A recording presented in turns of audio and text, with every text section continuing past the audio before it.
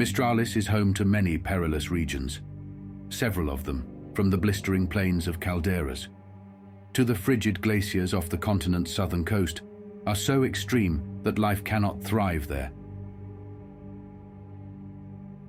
While others, such as the vast desert of Chrysanthemum and the dark expanses of the Spine, have been conquered by the vigorous spirit of humanity. However, there exists one territory that walks a razor's edge of survivable and desolate. The Shattered Paths, which lie just north of the Tempest Vale, bridging the gap between Fort Leon and the harsh sands of the desert. Both the Vale and the Paths remained unclaimed by Covilla and Rahalak for many decades. With few natural resources to offer, coupled with their unforgiving climates, both the Tempest Vale and the Northern Territories dwelt outside modern civilization. The relentless, torrential rain of the Tempest Vale makes traversal between the two major kingdoms both treacherous and miserable. However, it stood as the safest route to bridge the gap between them during the early ages. The lands to the north are even more inhospitable. The Shattered Paths are a low-lying basin just north of the Vale. They are a landscape torn apart by ancient seismic activities. Cataclysmic forces fractured the landscape, splitting it open into colossal fissures and reshaping the terrain into the sprawling, treacherous swamp it has become. In the ancient days of Mistralis, the paths were formed of several great rivers, formed from the runoff of the Vale's rainwater, which drained into the region through massive waterfalls that now mark the border between the Vale and the paths. The disaster that broke the paths is likely to have happened ages before the coming of humanity. The rupturing of these great waterways created flooding in the surrounding valley and caused the waterlogged wasteland known to the world today. In the modern ages of the world, well over half of the Shattered Paths lie submerged beneath shallow, murky waters, much of which is acidic, giving rise to a foul, pungent odor that clings to the air.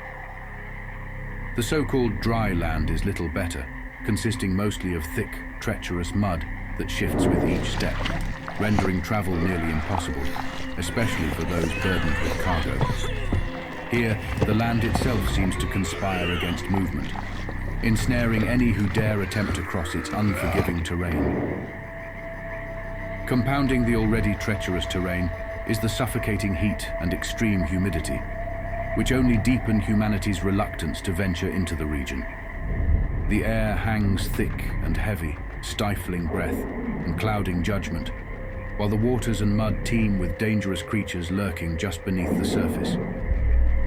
In the Shattered Paths, every step is fraught with peril, and survival is at best a gamble.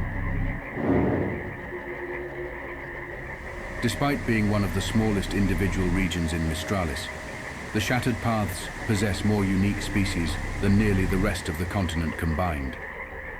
The swamps teem with life, strange, dangerous, and often undiscovered by Covillan scholars. Beneath the murky waters, an array of aquatic creatures thrive, from the smallest minnows to formidable gar, as well as flesh-eating piranha. The swamp's waterways are rife with peril, each ripple hiding a predator ready to strike. In the paths, even the safest places are brimming with danger, making survival as much about avoiding the unseen as it is navigating the land itself. Blood-sucking leeches are a constant issue for anyone traversing the waters of the paths, and ever a nuisance. Massive mosquitoes are found here in abundance. The mud and underbrush are alive with brightly colored frogs and lizards, beautiful to behold but deadly to the touch, as most are highly poisonous. All manner of snakes thrive in the waters of the swamp, ranging from the venomous moccasin to the giant boa constrictor.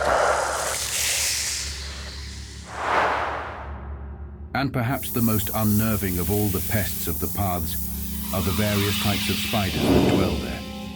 Some of these grow to nightmarish proportions, unlike anywhere else in Mistralis. Spinning silk-laden traps in the branches and canopy of the swamp, they lay in wait to catch any unwary victim. The largest mammal found here is the giant swamp boar, more commonly known as the Mudtusk, growing as high as 5 feet or 1.5 meters tall at the shoulder, and weighing over 2,500 pounds, or just over 1,100 kilograms. While fiercely aggressive towards humans, these omnivorous giants play a crucial role in balancing the food chain of the swamp.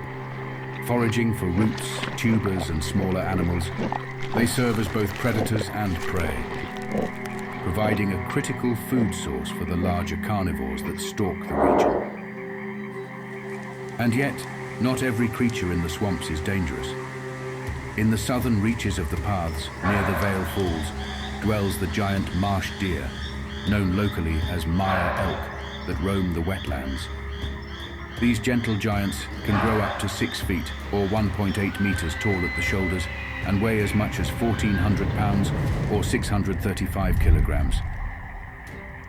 Alongside them are various other docile creatures, including capybaras, beavers, and large nutria that also struggle for survival in the paths, constantly fighting against the harsh and perilous predators of the swamp. Before the disastrous outbreak of the pestilence, which eventually led the Sons of the Night to reside in the swamps, this area was almost entirely left to its own devices. Even the most powerful kingdoms in the world refused to settle the region. Only the most fearless, and often the most foolhardy explorers, dared to venture into the swamp's depths. Many of these bold souls were never heard from again, their fates swallowed up by the perilous land that shows no mercy to those that underestimate it.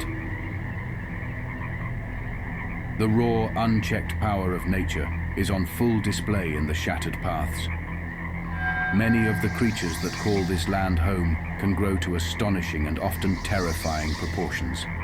Here, nature thrives unchallenged, its power magnified in the creatures that have adapted to survive and dominate this hostile and unforgiving environment. However, the swamps of the shattered paths are home to one creature in particular that towers above all others in both fear and legend, a being of unparalleled might and terror. The apex predator of the region, the Draculith. The Draculith is a semi-aquatic reptile that primarily dwells in the shattered paths, though they are occasionally seen farther south. Sightings have been reported in the Tempest Vale and even the northern waters of the Spine. However, the Draculith does not truly reside in these regions, and no nests have ever been recorded in either of these southern areas. The life cycle of the Draculith is as fierce and unforgiving as the swamps they call home. During their annual mating season, a female Draculith can lay up to 50 eggs at a time. But survival is a brutal contest, and only a few of these hatchlings are likely to survive into adulthood. After hatching, the infant Draculiths are cared for by their mother for up to a year. By then, the surviving young are large enough to fend for themselves. Though true maturity and their full terrifying power won't be reached for nearly a decade. Upon reaching adulthood, a young Draculith typically stands at around 6 feet or 1.8 meters tall and stretches to an imposing 16 feet or 5 meters in length. Their distinctive dorsal fin, when fully extended, can add roughly another 3 feet or 0.9 meters to their overall height. They typically weigh in at roughly 1,200 pounds or 544 kilograms at this stage of their lives. If they manage to survive for several more decades, their growth is extraordinary. A fully matured Draculith nearly doubles in size, reaching a height of 8 feet or 2.4 meters, and stretching an impressive 25 feet or 7.6 meters in length. At this stage, they can weigh up to a staggering 3,000 pounds, or just over 1,300 kilograms, cementing their status as the largest creatures in the region. These titanic beasts, with their immense size and strength, reign supreme over the shattered paths, unmatched by any other predator in the swamps. Most Draculiths live for around 50 years, their lives often cut short by brutal clashes with others of their kind, usually over territory. However, If left unchecked, these creatures can present truly terrifying threats, whose presence can alter the balance of the entire region. Draculiths have indeterminate growth, meaning they continuously grow throughout their lives. Combined with very high levels of telomerase, an enzyme that prevents their DNA from degrading, they effectively avoid the onset of old age. This allows them to live for extraordinarily long periods. Their maximum lifespan, if not cut short by external factors, is still unknown to this day. Unless killed, a Draculith can reasonably live for more than 500 years. Those who reach such an age grow to truly incredible sizes, towering over 35 feet or 10.6 meters tall, and reaching lengths of 50 feet or 15.2 meters. These colossal creatures can weigh up to 24,000 pounds or just over 10,000 kilograms. To survive at such massive sizes, the ancient Draculith develops a vascular redundancy system. In younger Draculiths, these structures function as valve-like organs, aiding in regulating blood pressure and preventing blood from pooling in their lower extremities. However, as the Draculith grows and reaches the colossal scale of its later years, these two valves, located in the thighs, develop into fully functional auxiliary hearts. The transition of these organs allows the ancient Draculith to circulate oxygenated blood efficiently throughout its massive body. Without these additional hearts, the central heart alone would be unable to sustain the immense circulatory demand, likely resulting in asphyxiation or organ failure. These gigantic beasts are only seen once in several generations. Their size and power are such that they could easily pose a threat to an entire city if they ever ventured beyond the shattered paths. Fortunately for humanity, the closed ecosystem of the swamp acts as a natural barrier, keeping even the mighty ancient Draculith confined to its murky waters, far from large populations. Additionally, though it has never been observed, there is a maximum that the Draculith can grow.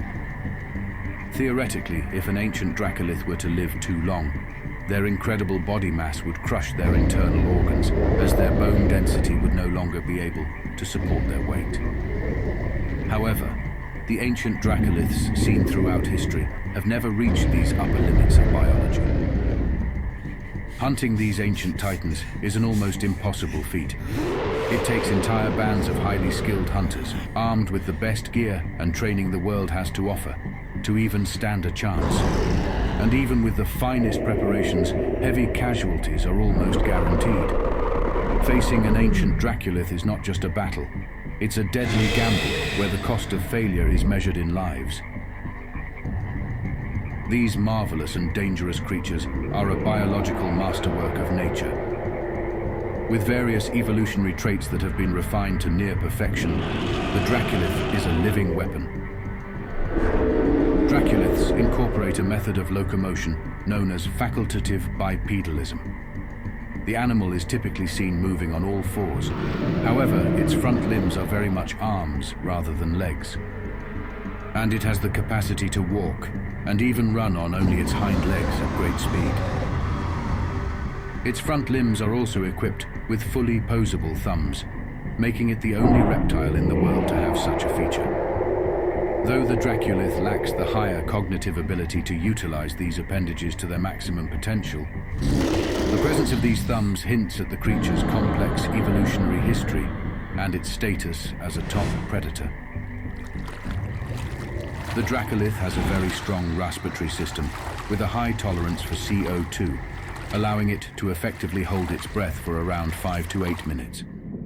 It uses specialized air sacs in its throat to produce high-frequency echolocation sounds, usable both above and below the water.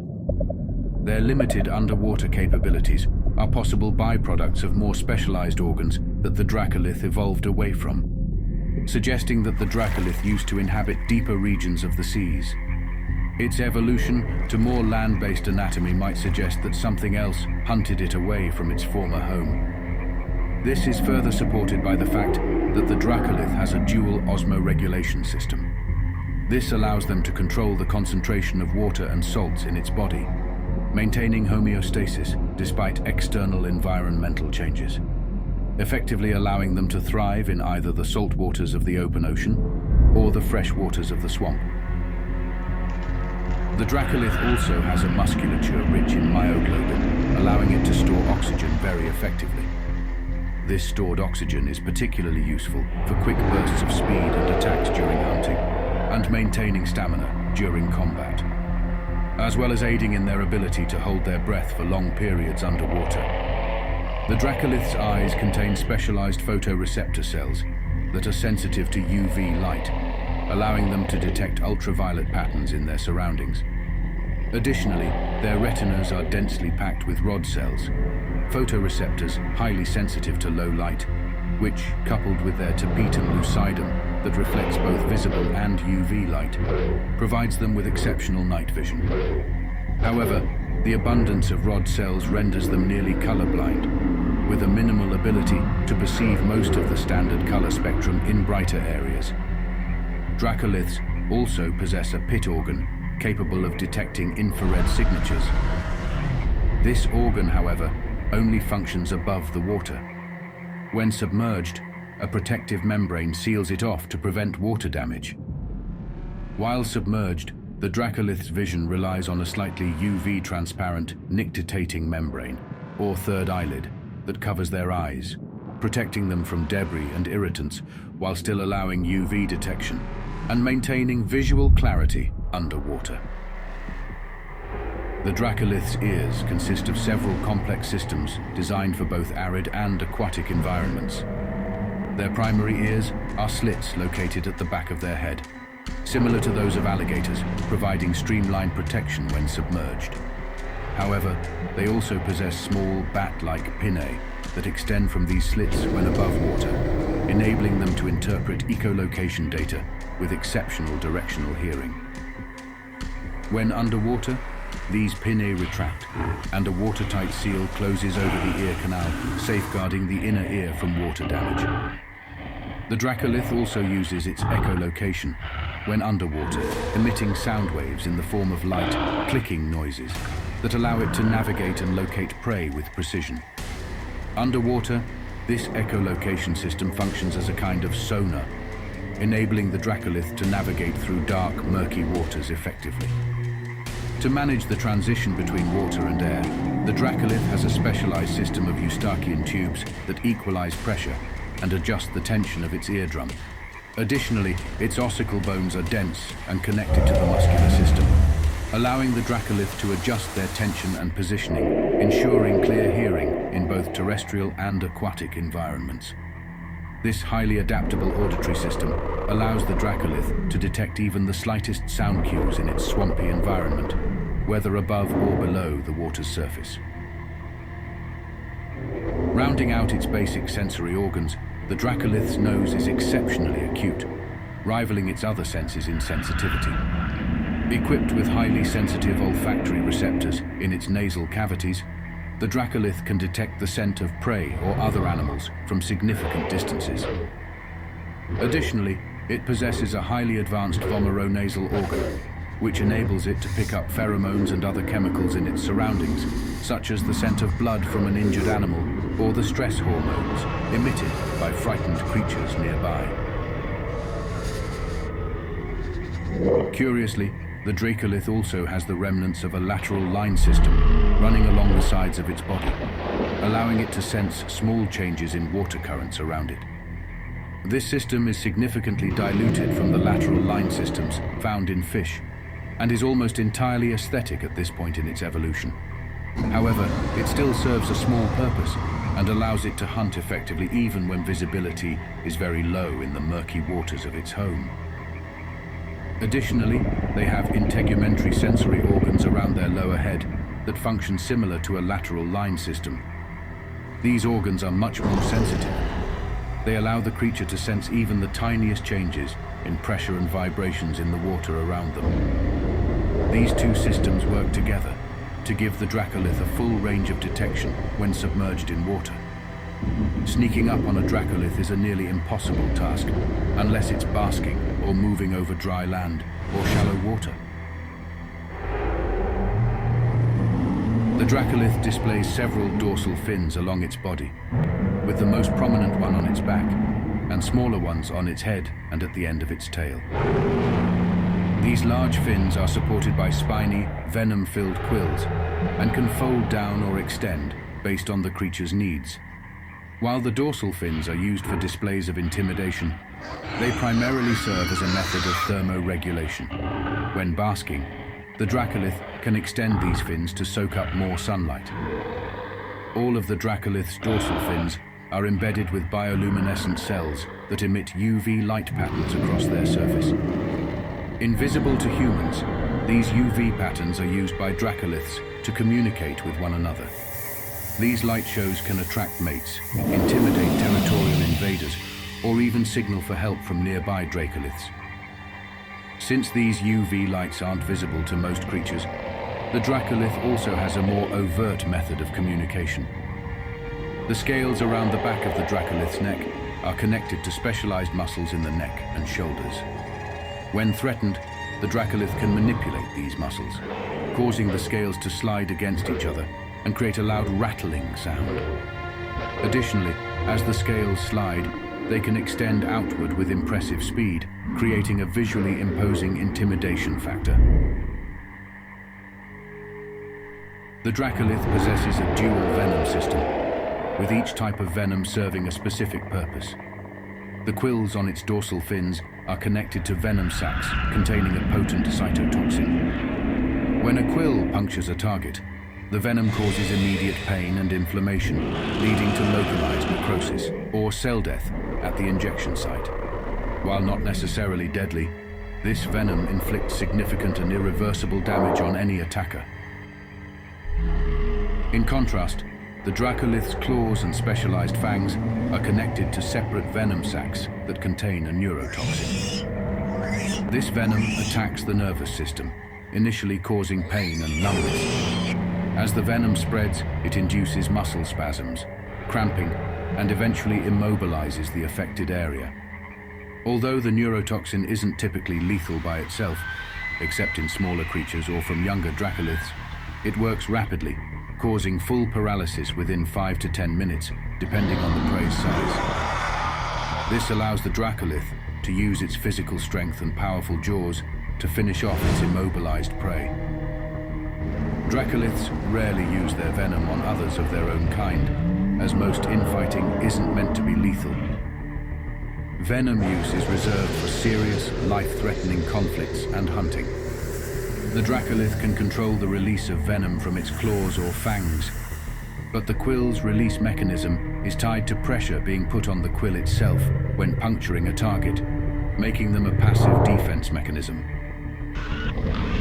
These venoms develop as the Draculiths leave adolescence, becoming most potent in young adults. The smaller Draculith's neurotoxin has been known to be potent enough to outright kill a grown man.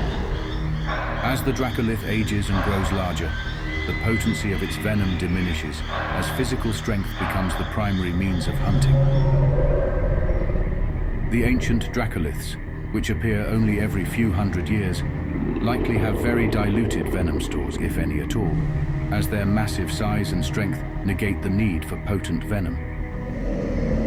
When its venom stores are low, the Draculith will seek warmer areas, basking in the sun outside the water.